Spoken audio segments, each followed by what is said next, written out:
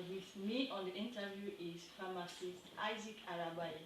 Fam, you're welcome. Yeah, thank you. It's an opportunity to have me on. Can you tell us a bit more about yourself? I'm a pharmacist. I graduated from Ahmadu University, and I've been practicing in Abuja. At present, I'm working on like 2 or 3 outlets, like Medis Pharmacy, Apoji Pharmacy, Unis Pharmacy, and many we actually have a freelance rate. That's impressive. So far, what we want to talk to you about is blood pressure. We have to break it down for us the way everybody will really understand it. Because most persons don't know what is what. We hear high blood pressure, but I know it's all centered on blood pressure. So what exactly is blood pressure? Blood pressure is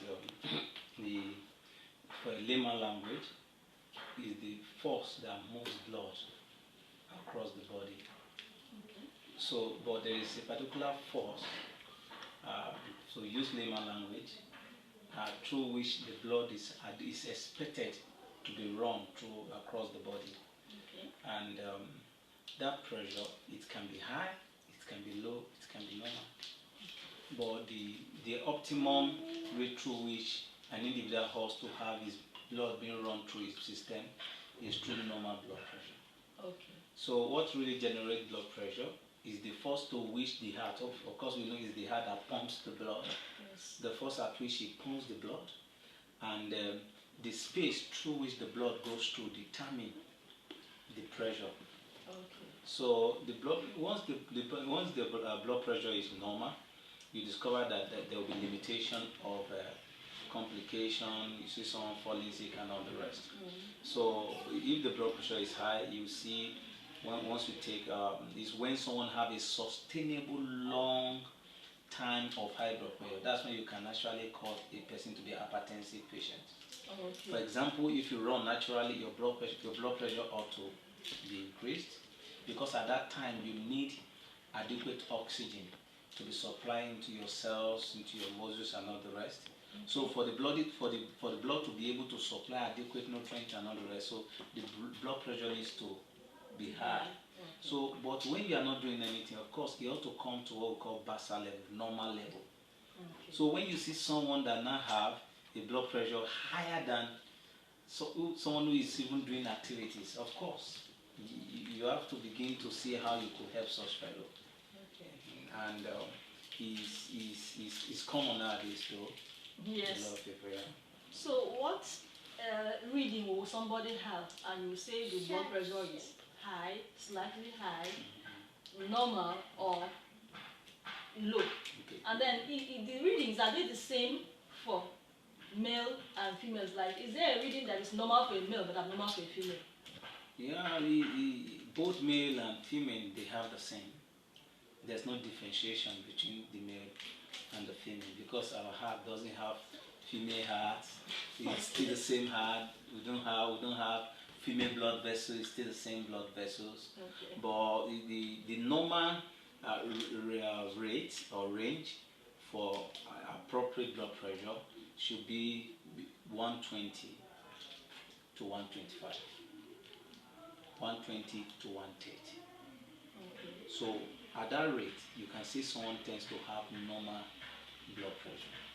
But anything between 130 to 140, you can time the person to be normal, but in his real approach, it calls such fellow pre-hypertensive person, because he's beginning to come close to borderline. Okay. Do you understand? He's drifted into 139. But anything above 140, that person is hypertensive. He has high blood pressure. Okay. But before you can actually tell someone to have high blood pressure, it's not going to be judged by one measurement. Okay. You will have done it maybe for like, if not 4 or 5 times, at different time, at different days, probably at different months. And you can now say, okay, this person tends to have a sustainable, a persistent, elevated blood pressure. Okay. You understand? Not that I just check you now. I saw maybe it read out to be 150 over 100. I can't call you an hypertensive patient, though your BP is high. But due to what you are going through, or due to what you are doing, it might be needful for your body to supply blood, or to run your blood at a very high blood pressure. Okay. You understand? When we see readings, they always say it's like a fraction, this over this. Yeah. So one is systolic. So explain to us, what does it mean? When you talk about systolic, we talk about the rate at which the heart pumps the blood. Then diastolic, we talk about the rate at which, before something pumps out blood, that means for you to accommodate another volume of blood, he has to also expand back. Okay. I don't know if you understand what I'm saying. You know, for example, now I want to press a balloon. Immediately I compress the balloon. Every air inside the balloon will be exhaled. Yes. But for another air to come in, I have to expand the balloon again. That is diastolic. Okay. Then systolic, the rate at which it constricts. Okay. Diastolic, the rate at which it enlarges. Okay, so which one is the upper one? The upper one is systolic. Okay. The rate at which it pumps out. Okay. Then diastolic, the rate at which it dilates. The word diastolic is derived from what dilate. It enlarges. So those things are actually controlled by pressure. You understand? Okay. So if oftentimes you discover that when systolic is problematic, diastolic will also have problem. It's just like you are using two hands to clap. So if one hand is broken, the impact at which you generate sound by clapping will be low. Yeah. You understand? So there's nothing like it's only the diastolic that has issue now. The systolic. Of course, we see many of situations whereby the diastolic will tends to be high, but it's non really a tangible situation.